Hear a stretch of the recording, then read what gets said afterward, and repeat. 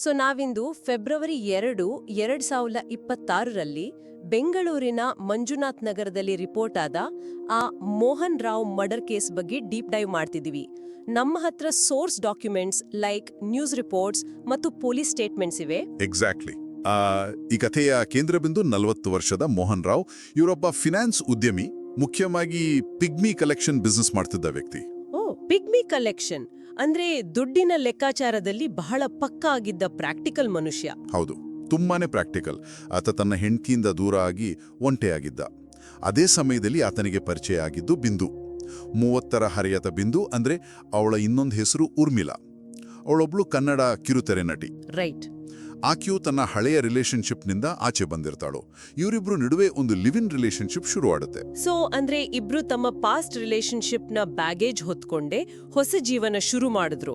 ಆದ್ರೆ ಇಬ್ರ ಎಕ್ಸ್ಪೆಕ್ಟೇಷನ್ಸ್ ಬೇರೆ ಬೇರೆ ಇತ್ತು ಅನ್ಸುತ್ತೆ. ಖಂಡಿತ ಬೇರೆ ಇತ್ತು. ಇಲ್ಲಿ ಬಹಳ ಮುಖ್ಯವಾದ ವರ್ಡ್ ಅಂದ್ರೆ ಸೆಕ್ಯೂರಿಟಿ. ಬಿಂದು ಒಬ್ಬ ನಟಿ. ಆಕೆಗೆ ಸಮಾಜದಲ್ಲಿ ಒಂದು ಲಕ್ಸುರಿ ಲೈಫ್ ಸ್ಟೈಲ್ ಮೇಂಟೈನ್ ಮಾಡಬೇಕಾದ ಪ್ರೆಷರ್ ಇತ್ತು. ಹೌದು, ಅದು ನ್ಯಾಚುರಲ್. ಸೊ ಮೋಹನ್ ರಾವ್ ಆಕೆಗೆ ಆ ಲೈಫ್ ಸ್ಟೈಲ್ನ ಭದ್ರತೆ ಅಂದ್ರೆ ಫೈನಾನ್ಷಿಯಲ್ ಸೆಕ್ಯೂರಿಟಿ ಕೊಟ್ಟಿದ್ದ. ಆದ್ರೆ ಬಿಂದುವಿನ ಜೀವನದಲ್ಲಿ ಆಗ್ಲೇ ಇನ್ನೊಬ್ಬನಿದ್ದ. ವೇಟ್, ಆಗ್ಲೇ ಇನ್ನೊಬ್ಬ ಇದ್ನಾ? ಹೌದು, 27 ವರ್ಷದ ವಿನಯ್ ಅನ್ನೋ ಟ್ರಕ್ ಡ್ರೈವರ್ ಅವಳ ಬಾಯ್ ಫ್ರೆಂಡ್ ಆಗಿದ್ದ. ಬಿಂದು ವಿನಯ್ ಜೊತೆ ಎಮೋಷನಲ್ ಆಗಿ ಕನೆಕ್ಟ್ ಆಗಿದ್ಲು, ಆದ್ರೆ ಮೋಹನ್ ಜೊತೆ ಪ್ರಾಕ್ಟಿಕಲ್ ಆಗಿ ಕಂಫರ್ಟ್ಗಾಗಿ ವಾಸಿಸ್ತಿದ್ಲು. Okay, let's unpack this. ಬಿಂದುವಿಗೆ ಮೋಹನ್ನ ಫೈನಾನ್ಸ್ ಸಪೋರ್ಟ್ ಬೇಕಿತ್ತು, ಆದ್ರೆ ವಿನಯ್ನ ಪ್ರೀತಿಯೂ ಬೇಕಿತ್ತು. ಇದು ಎಂಥ ಚಾಯ್ಸ್ ಅಲ್ವಾ? ಹೌದು. ಅಂದ್ರೆ ಒಂದು ಕಡೆ ಸೆಕ್ಯೂರಿಟಿ, ಇನ್ನೊಂದು ಕಡೆ ಫ್ರೀಡಮ್. ತನಗೆ ಬೇಕಾದ ಹಾಗೆ ಇರಬೇಕು ಅನ್ನೋ ಆಸೆ ತಪ್ಪಲ್ಲ, ಆದ್ರೆ ಇದರಲ್ಲಿ ಮ್ಯಾನಿಪ್ಯುಲೇಷನ್ ಎಷ್ಟಿದೆ ಅಲ್ವಾ? That's a very valid point. ಸೈಕಾಲಜಿಯಲ್ಲಿ ಇದನ್ನ ನಾವು ಎಮೋಷನಲ್ ಡಿಪೆಂಡೆನ್ಸಿ ಅಂತ ಕರಿತೀವಿ. ಬಿಂದು ತನ್ನ ಲಕ್ಸುರಿ ಲೈಫ್ ಸ್ಟೈಲ್ ಬಿಟ್ಕೊಡಲು ತಯಾರಿರ್ಲಿಲ್ಲ. ಅದೇ ರೀತಿ ವಿನಯ್ನ ಪ್ರೀತಿಯನ್ನ ಕಳೆದುಕೊಳ್ಳಲು ಆಕೆಗೆ ಇಷ್ಟವಿರಲಿಲ್ಲ. ಅಂದ್ರೆ ಎರಡೂ ದೋಣಿಯ ಮೇಲೆ ಕಾಲು. ತನಗೆ ಬೇಕಾದ ಎಲ್ಲವೂ ತನ್ನ ಕಂಟ್ರೋಲ್ನಲ್ಲೇ ಇರಬೇಕು ಅನ್ನೋ ಭ್ರಮೆ. ಎಕ್ಸಾಕ್ಟ್ಲಿ.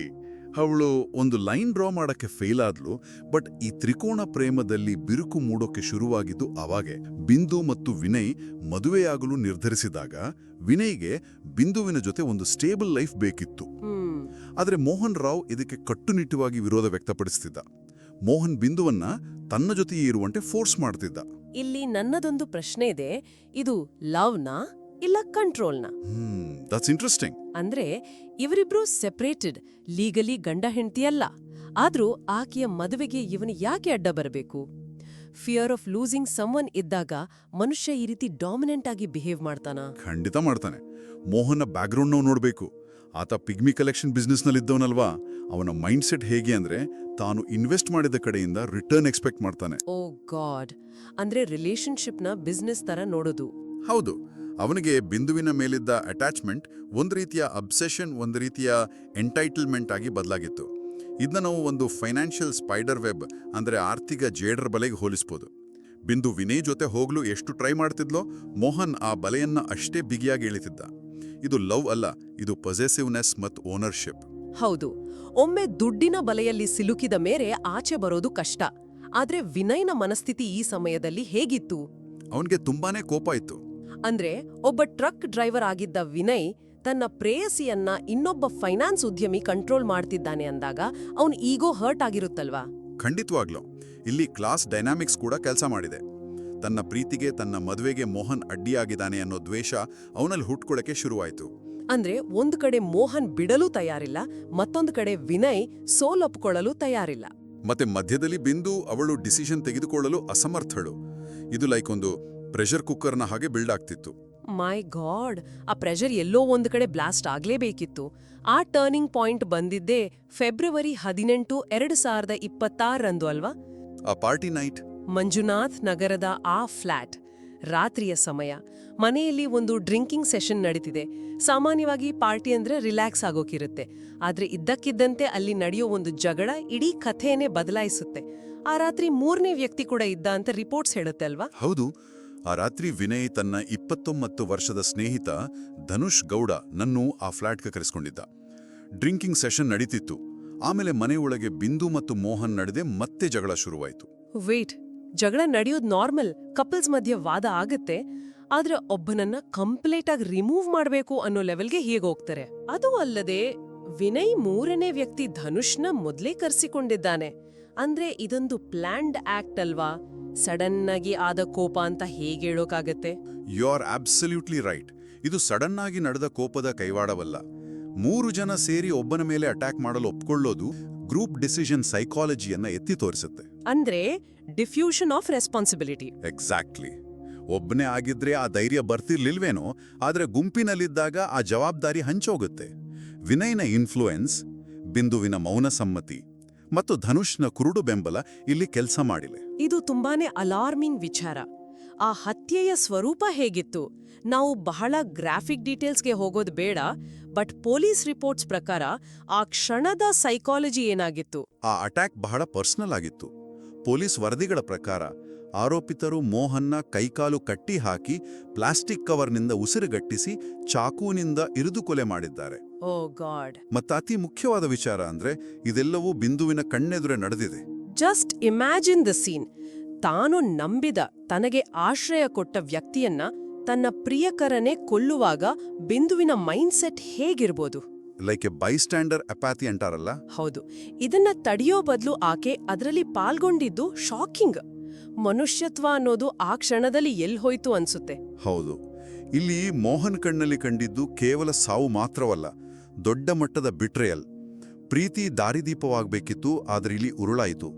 ಕೊಲೆಯ ನಂತರ ಯಾರಿಗೂ ಗೊತ್ತಾಗಬಾರದು ಅಂತ ಅವರು ಶವವನ್ನ ಅಲ್ಲೇ ಬಿಟ್ಟು ಮನೆಯನ್ನ ಲಾಕ್ ಮಾಡ್ಕೊಂಡು ಪರಾರಿಯಾದ್ರು. ಅವ್ರು ಅನ್ಕೊಂಡಿದ್ದು ಬಾಗಿಲು ಮುಚ್ಚಿದ್ರೆ ಸತ್ಯ ಕೂಡ ಮುಚ್ಚೋಗುತ್ತೆ ಅಂತ. ಆದ್ರೆ ಇಲ್ಲಿಂದ ಶುರುವಾಗೋದು ದ ಆಫ್ಟರ್ ಮ್ಯಾಥ್. ಘಟನೆ ನಡೆದಿದ್ದು ಫೆಬ್ರವರಿ 18, ಆದ್ರೆ ಪೊಲೀಸರು ಗೊತ್ತಾಗಿದ್ದು ಫೆಬ್ರವರಿ 28ಕ್ಕೆ. ಹೌದು, ಪೂರ್ತಿ 10 ದಿನಗಳ ಕಾಲ. 10 ದಿನಗಳ ಕಾಲ ಯಾರಿಗೂ ಗೊತ್ತಾಗದೇ ಇರುವ ಹಾಗೆ ಕವರ್ ಅಪ್ ಮಾಡೋಕೆ ಟ್ರೈ ಮಾಡಿದ್ರಲ್ಲ, ಆ ಟೈಮಲ್ಲಿ ಆರೋಪಿಗಳ ತಲೆಯಲ್ಲಿ ಯಾವ ರೀತಿಯ ಭಯ ಓಡ್ತಿರುತ್ತೆ. ಕ್ರಿಮಿನಲ್ ಸೈಕಾಲಜಿಯಲ್ಲಿ ಇದನ್ನ ಪೋಸ್ಟ್ ಕ್ರೈಮ್ ಡಿನಯಲ್ ಅಂತಾರೆ. ಅಂದ್ರೆ ಆ ಘಟನೆಯನ್ನ ಮನಸ್ಸಿನ ಒಂದು ಮೂಲೆಗೆ ತಳ್ಳಿ ಬೀಗ ಹಾಕೋದು.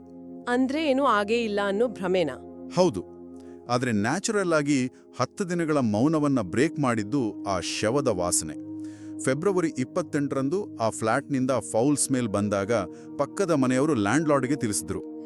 ಪೊಲೀಸರು ಬಂದು ಬಾಗಿಲು ಮುರಿದು ನೋಡಿದಾಗ ಕೊಳತ ಸ್ಥಿತಿಯಲ್ಲಿ ಮೋಹನ್ ರಾವ್ ಶವ ಪತ್ತೆಯಾಯಿತು. ಅಲ್ಲಿವರೆಗೂ ಯಾರಿಗೂ ಡೌಟ್ ಬಂದಿರ್ಲಿಲ್ಲ. ಆದ್ರೆ ಇನ್ವೆಸ್ಟಿಗೇಷನ್ ಶುರುವಾದಾಗ 3-4 ದಿನಗಳಲ್ಲಿ, ಅಂದ್ರೆ ಮಾರ್ಚ್ 3ರಷ್ಟರಲ್ಲಿ ಮೂವರು ಅರೆಸ್ಟ್ ಆದ್ರು. ಅಷ್ಟು ಬೇಗ ಹೇಗ್ ಸಿಕ್ಕಿಬಿದ್ರು? ಅವರು ಫಿಸಿಕಲ್ ಆಗಿ ಬಾಗಿಲು ಮುಚ್ಚಿ ಹೋದ್ರೆ ಸಾಕು ಅನ್ಕೊಂಡ್ರು, ಆದ್ರೆ ಡಿಜಿಟಲ್ ಎವಿಡೆನ್ಸ್ಗಳು ಸುಳ್ಳುಗೇಳೋದಿಲ್ಲ. ಓ, ಟೆಕ್ನಾಲಜಿ. ಹೌದು. ಹೊಸ ಭಾರತೀಯ ನ್ಯಾಯ ಸಂಹಿತ ಅಂದ್ರೆ BNS-ನಂತಹ ಕಾನೂನು ವ್ಯವಸ್ಥೆಯಲ್ಲಿ CCTV ದೃಶ್ಯಗಳು, ಕಾಲ್ ರೆಕಾರ್ಡ್ಸ್ ಮತ್ತು ಮೊಬೈಲ್ ಲೊಕೇಶನ್ಗಳು ಎಲ್ಲವನ್ನೂ ಬಟಾಬಯಲು ಮಾಡಿದ್ವು. ಅಂದ್ರೆ ಆ ರಾತ್ರಿ ಯಾರು ಬಂದ್ರು, ಎಷ್ಟು ಹೊತ್ತಿಗೆ ಬಂದ್ರು ಅನ್ನೋದನ್ನ ಟೆಕ್ನಾಲಜಿ ಬಹಳ ಈಸಿಯಾಗಿ ಟ್ರೇಸ್ ಮಾಡ್ತು. ಮೊದಲು ನಾಟಕವಾಡಿದರೂ ಸಾಕ್ಷ್ಯಗಳ ಮುಂದೆ ಮಣಿಯಬೇಕಾಯಿತು. ಅಂತಿಮವಾಗಿ ಬಿಂದು, ವಿನಯ್ ಮತ್ತು ಧನುಷ್ ಮೂವರನ್ನು ಅರೆಸ್ಟ್ ಮಾಡಲಾಯಿತು. ಸೊ ನಾವು ಈ ಸ್ಟೋರಿ ಕೊನೆಗೆ ಬಂದಿದ್ದೀವಿ. ಈ ಇಡೀ ಪ್ರಕರಣವನ್ನ ನಾವು ವಿಶ್ಲೇಷಣೆ ಮಾಡಿದಾಗ ಮನುಷ್ಯನ ಸ್ವಭಾವದ ಬಗ್ಗೆ ನಮ್ಗೆ ಅರ್ಥವಾಗುವ ವಿಚಾರಗಳೇನು? ಈ ಪ್ರಕರಣ ನಮಗೆ ತೋರಿಸೋದು ಒಂದೇ: ಮನುಷ್ಯನ ಆಸೆಗಳಿಗೆ ಮಿತಿಯಿಲ್ಲದಿದ್ದಾಗ ಮತ್ತು ಸೆಕ್ಯೂರಿಟಿಗಾಗಿ ಸಂಬಂಧಗಳನ್ನ ವ್ಯವಹಾರವಾಗಿ ಬಳಸ್ಕೊಂಡಾಗ ಕೊನೆಗೆ ಉಳಿಯುವುದು ದುರಂತ ಮಾತ್ರ. That's true. ಯಾರಿಗೂ ಇನ್ನೊಬ್ಬರ ಮೇಲೆ ನೈಜವಾದ ರೆಸ್ಪೆಕ್ಟ್ ಇರಲಿಲ್ಲ. So what does this all mean? 3 ಜನ ಈಗ ಜೈಲ್ನಲ್ಲಿದ್ದಾರೆ, 1 ಜೀವ ಮಣ್ಣಾಗಿದೆ. ನಾವಿದ್ರ ಬಗ್ಗೆ ಆಳವಾಗಿ ಯೋಚನೆ ಮಾಡ್ತಾ ಹೋದ್ರೆ ಹಲವಾರು ಪ್ರಶ್ನೆಗಳು ಉಟ್ಕೊಳ್ತವೆ. ಹೌದು, ತುಂಬಾ ಪ್ರಶ್ನೆಗಳಿದೆ. ಇದು ಪ್ರೀತಿ ಹಾಳಾದ ಕಥೆಯಾ ಅಥವಾ ಕಂಟ್ರೋಲ್ ಹೆಚ್ಚಾದ ಕಥೆಯಾ? ಒಬ್ಬ ವ್ಯಕ್ತಿ ತನ್ನ ಫ್ರೀಡಮ್ಗಾಗಿ ಇನ್ನೊಬ್ಬನ ಜೀವ ತೆಗೆಯುವ ನಿರ್ಧಾರಕ್ಕೆ ಬರುವಾಗ ಆ ಗ್ರೂಪ್ ಸೈಕಾಲಜಿಯಲ್ಲಿ ಬಿಗ್ಗೆಸ್ಟ್ ಮಿಸ್ಟೇಕ್ ಯಾರದು? ಸೆಕ್ಯೂರಿಟಿ ಅಥವಾ ಭದ್ರತೆ ಅನ್ನೋದು ಪ್ರೀತಿಯನ್ನ ಕೊಂಡುಕೊಳ್ಳುತ್ತಾ ಅಥವಾ ಉಸಿರುಗಟ್ಟಿಸುತ್ತಾ? ಇದೊಂದು ನಿರಂತರವಾಗಿ ಕಾಡುವ ಪ್ರಶ್ನೆ.